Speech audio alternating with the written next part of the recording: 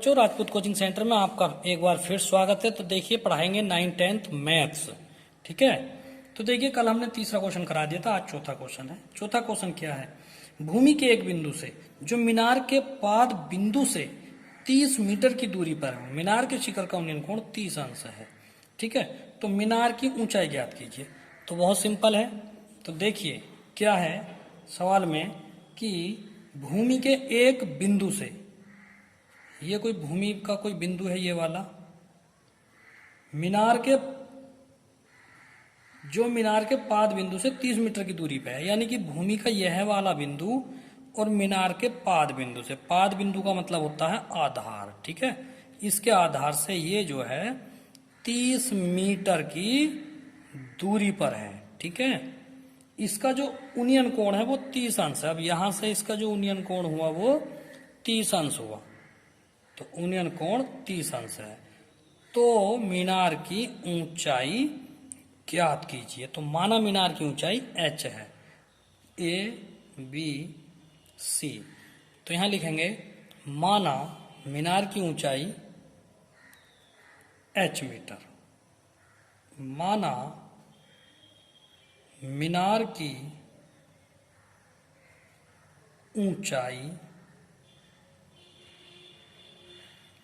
बराबर h metre. ठीक है, त्रिभुज ABC में देखेंगे दो ही भुजाएं दे रखी हैं। इस कोण के अनुसार सामने की भुजा लंब होती है और जो पड़ी भुजा होती है वो आधार होती है। तो लंब बटे आधार कर लो। ठीक है, लंब बटे आधार, लंब बटे आधार बराबर। तो लंब बटे आधार कौन से अनुपात में गया? त्रिकोणमिति के, ये गया है tan थीटा में। तो tan थीटा, लंब कितना है h, आधार है 30 और थीटा की जगह भी 30। तो h बटे 30 बराबर 1/√3। कैंची गुणा करेंगे √3h बराबर कितना हो गया? 30 का ने 30। ठीक है, चलो यहां जाइए। तो h बराबर हो गया 30/√3। इसको कर्णी नियम लगा के बांट लो। 30 को हम क्या लिख सकते हैं? 10 गुणा 3। तो ये आ गया √3। देखिए √3 से 3 को काटेंगे तो √3 बार ही होगा। तो h बराबर हो गया 10√3 मीटर। तो क्या लिखेंगे? अतः मीनार की ऊंचाई बराबर 10√3 मीटर, आंसर। ठीक है, क्वेश्चन नंबर 5 क्या है? देखिए भूमि से 60 मीटर की ऊंचाई पर एक पतंग उड़ रही है। तो भूमि से 60 मीटर की ऊंचाई पर एक पतंग उड़ रही है। ठीक है, ये यहां पर पतंग उड़ रही है और इसकी ऊंचाई है 60 मीटर। तो पतंग उड़ रही है, पतंग में लगी डोरी को स्थायी रूप से भूमि के एक बिंदु से बांध दिया गया है। पतंग की डोरी किस प्रकार की होती है? ऐसा हो है पतंग की डोरी, सब जानते हैं। तो यहां पे बांध दिया गया है। ठीक है, ये बांध दिया जाता है भूमि के एक बिंदु से। भूमि के साथ डोरी का जो झुकाव है वो 60 अंश का है। ये वाला डोरी जो है ढील भी नहीं है, डोरी ढीली नहीं है। तो डोरी की लंबाई ज्ञात करो। माना डोरी की लंबाई L मान ली, ये तो डोरी की लंबाई ज्ञात करनी है। तो ABC हो गया त्रिभुज। मान लो माना डोरी की लंबाई बराबर L मीटर। ठीक है, तब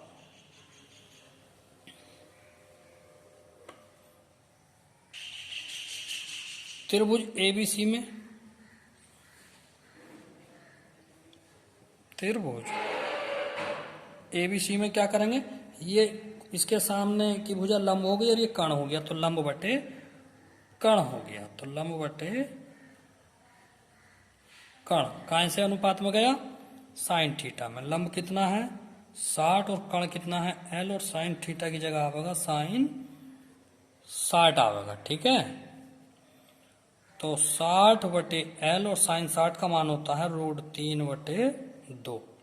कैंची गुणा करो, √3L बराबर 60 दूनी 120, तो L बराबर हो गया 120/√3। चलिए इधर आ जाइए, तो L बराबर 120/√3, तो इसी को कर्णी नियम लगाएंगे। कैसे? 40 दिया 120 होता, तो 40 गुणा 3, जैसा अभी पीछे करा था सवाल, √3 से √3 काटेंगे, √3 बार, तो L बराबर आ गया 40√3 मीटर। लास्ट में लाइन लिखनी है। अतः डोरी मानने थे ना हमने, अतः डोरी की लंबाई L बराबर आ गई 40√3 मीटर। आंसर।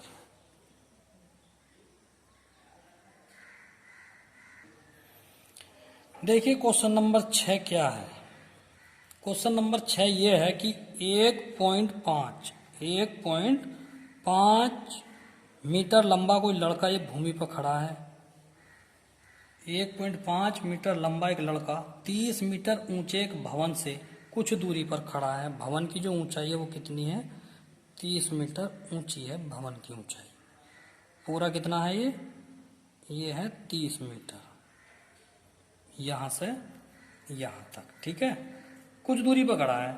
जब वह ऊंचे भवन की ओर जाता है तब उसकी आंख से भवन के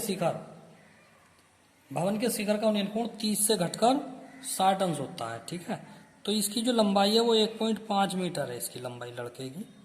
तो आंख तो यहीं आ गई, तो यहीं से तो बनेगा, तो पहले इतनी की इतना एक काट दो, यहां से यहां तक काट दो।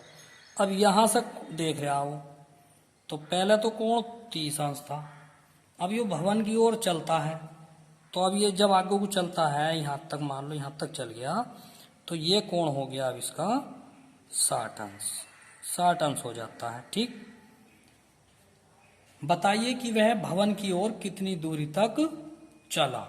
ठीक है, तो हमें यहां से यहां तक की दूरी बतानी है। ये मान लो y और पूरी मान लो x मीटर, यहां से यहां तक की x मान लो। ठीक है, अब ये पूरी 30 है, जब यहां से यहां तक की 30 है, 1.5 यो कट गई, तो ये ऊपर को कितनी रह गई भैया? ये रह गई 28.5 रह गई यहां तक ये। ठीक है, ये 28.5 रह गई। देखिए त्रिभुज PAS में लिया, PAS में तो लंब बटे आधार हो गया tan थीटा, तो tan 30, थीटा की जगह 30, और आधार केवल लंब केवल इतना लेंगे 28.5, और आधार यहां से यहां तक लिया जाएगा x, तो ये आ गया 28.5/x, कैंची गुणा कर दी, ये आ गया, ये x का मान आया है। ठीक है, अब ये क्वेश्चन और रह गया अभी थोड़ा सा। देखिए बच्चों जगह बहुत कम रह गई थी, तो यहां देखिए यहां तक आ गए थे। त्रिभुज PCS में देखो tan 60, थोड़ा डायरेक्ट ले लिया, tan 60 लंब बटे आधार, जब यहां से यहां तक x है, ये y है, तो x में से y घटा के ये दूरी बचती केवल इतनी सी, तो ये आ गया। ठीक है, इसका मान √3 होता है, ये ऐसे आ गया, इसका x का मान रख दिया, यहां से ये रख दिया, कैंची गुणा कर दी, √3 की गुणा 3 हो गई, 28.5 गुणा √3 3, माइनस के y की गुणा भी √3 में हो गई, ये आ गया। ठीक है, ये इस प्रकार से आ गया, √3y 3 की इसमें गुणा करी 85.5 आ गया, माइनस के 28.5 हो गया, √3y बराबर 57 हो गया। ठीक है, अब y बराबर 57/√3। देखिए 57 की गुणा कर दी, 19 दिया 57, यानी कि 57 को 19 और गुणा 3 में बांट लिया, फिर ऐसे काट दिया √3 से 3 बार, तो y बराबर आ गया 19√3। ये आगे को लिख लेना। अतः लड़का 19√3 मीटर मीनार की ओर चला। ठीक है, बस आज के लिए इतना ही काफी है प्यारे बच्चों। बने रहिए राजपूत कोचिंग सेंटर के साथ। चैनल को देखते हुए सब्सक्राइब जरूर करें। Thank you.